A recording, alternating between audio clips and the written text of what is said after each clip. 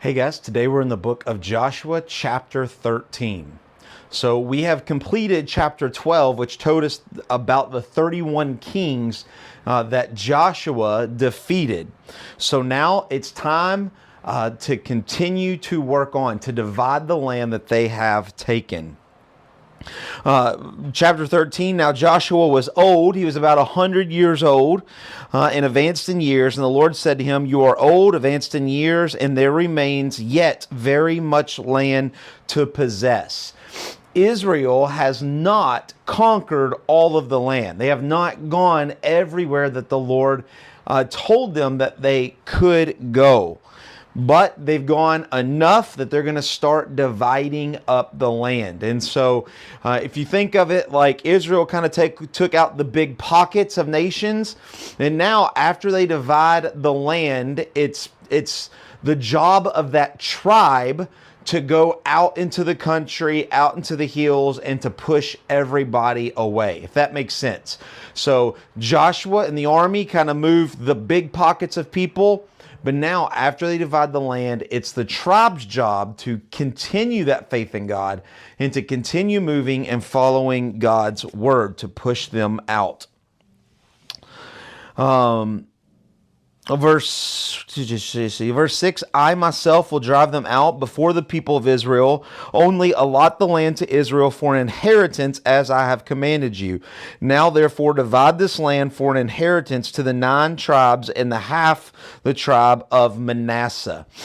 So here God says, I will continue to push out the enemy, but you can go on and divide between the 9.5 tribes. Remember that we have the 2.5 tribes will get on the east side of the Jordan, right?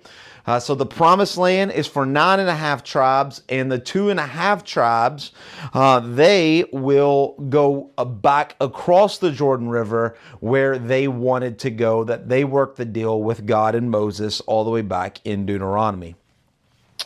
And so now the rest of chapter 13 is the inheritance given to the 2.5 tribes, to those east of the Jordan River.